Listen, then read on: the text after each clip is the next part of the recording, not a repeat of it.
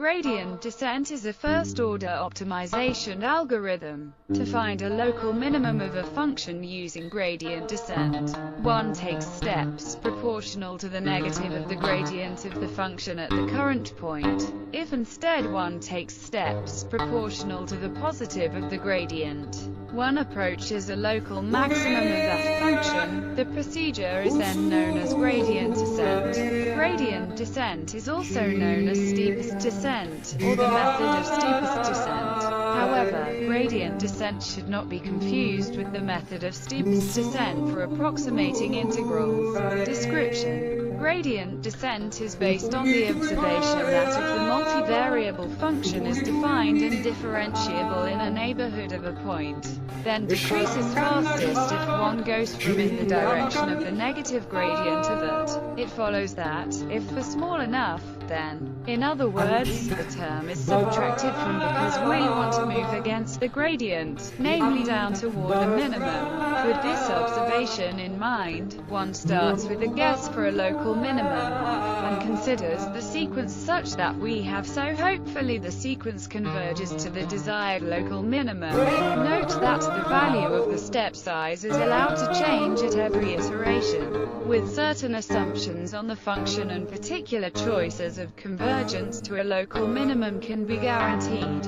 When the function is convex, all local minima are also global minima, so in this case gradient descent can converge to the global solution. This process is illustrated in the picture to the right. Here is assumed to be defined on the plane, and that its graph has a bowl shape. The blue curves are the contour lines, that is, the regions on which the value of is constant. A red arrow originating at a point shows the direction of the negative gradient at that point. Note that the gradient at a point is orthogonal to the contour line going through that point. We see that gradient descent leads us to the bottom of the bowl, that is, to the point where the value of the function is minimal. Examples: gradient descent has problems with pathological functions such as the Rosenbrock function shown here. The Rosenbrock function has a narrow curved valley which contains the minimum. The bottom of the valley is very flat. Because of the curved flat valley, the optimization is zigzagging slowly with small step sizes towards the minimum. The zigzagging nature of the method is also evident below, where the gradient descent method is applied to. Limitations for some of the above examples: gradient descent is relatively slow close to the minimum. Technically, its asymptotic rate of convergence is inferior to many other methods. For poorly conditioned convex problems, gradient descent increasingly zigzags as the gradients point nearly orthogonally to the shortest direction to a minimum point. For more details, see the comments below. For non-differentiable functions, gradient methods are ill-defined.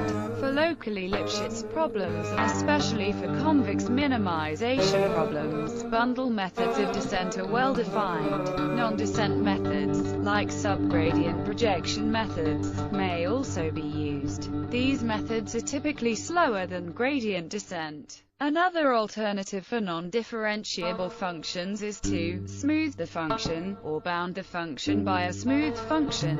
In this approach, the smooth problem is solved in the hope that the answer is close to the answer for the non-smooth problem. Solution of a linear system. Gradient descent can be used to solve a system of linear equations, reformulated as a quadratic minimization problem, e.g., using linear least squares. The solution of in the sense of linear least squares is defined as minimizing the function in traditional linear least squares for real, and the Euclidean norm is used, in which case the line search minimization, finding the locally optimal step size on every iteration, can be performed analytically, and explicit formulas for the locally optimal are known. For solving linear equations, gradient descent is rarely used, with the conjugate gradient method being one of the most popular alternatives. The speed of convergence of gradient descent depends on the maximal and minimal eigenvalues of,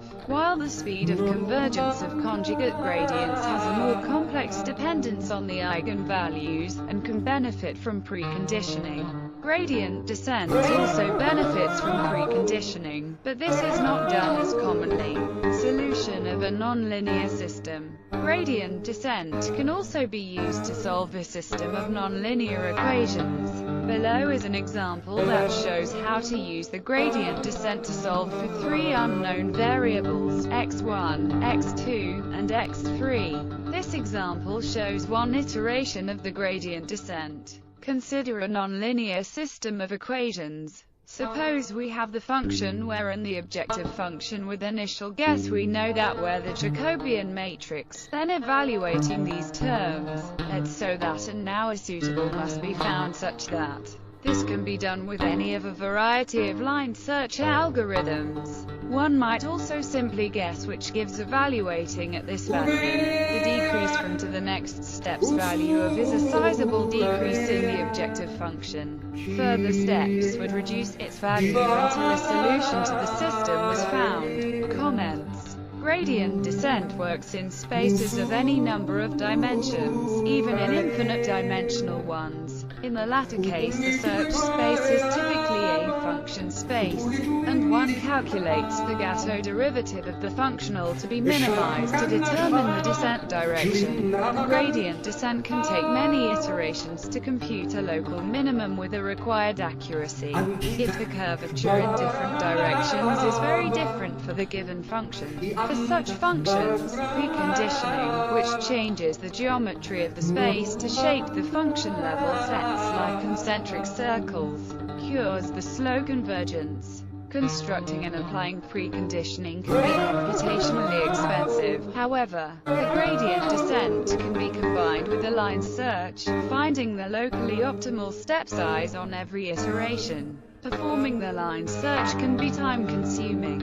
Conversely, using a fixed small can yield poor convergence. Methods based on Newton's method and inversion of the Hessian using conjugate gradient techniques can be better alternatives. Generally, such methods converge in fewer iterations, but the cost of each iteration is higher. An example is the BFGS method, which consists in calculating on every step a matrix by which the gradient vector is multiplied to go into a better direction, combined with a more sophisticated line search algorithm to find the best value for extremely large problems, where the computer memory issues dominate. A limited memory method such as LBFGS should be used instead of BFGS or the steepest descent. Gradient descent can be viewed as Euler's method for solving ordinary differential equations of a gradient flow. A computational example. The gradient descent algorithm is applied to find a local minimum of the function f equals x4 minus 3 by 3 plus 2, with derivative f equals 4 by 3 minus 9 by 2. Here is an implementation in the Python programming language. Hash from calculation. We expect that the local minimum occurs at x equals 9 quarters, x underscore old equals 0, x underscore new equals 6 hash. The algorithm starts at x equals 6, gamma equals 0.01 hash, step size precision equals 0.0001 def, f underscore derivative, return 4 asterisk x asterisk asterisk 3 to 9 asterisk x asterisk asterisk 2 while abs greater than precision, x underscore old equals x underscore new equals x underscore old, gamma asterisk f underscore derivative print. The above piece of code has to be modified with regard to step size according to the system at hand, and convergence can be made faster by using an adaptive step size. In the above case, the step size is not adaptive. It stays at 0.01 in all the directions, which can sometimes cause the method to fail by diverging from the minimum. Extensions. Gradient descent can be extended to handle constraints by including a projection onto the set of constraints. This method is only feasible when the projection is efficiently computable on a computer. Under suitable assumptions, this method converges. This method is a specific case of the forward-backward algorithm for monotone inclusions. fast proximal gradient method. Another extension of gradient descent is due to Yuri Nesterov from 1983, and has been subsequently generalized.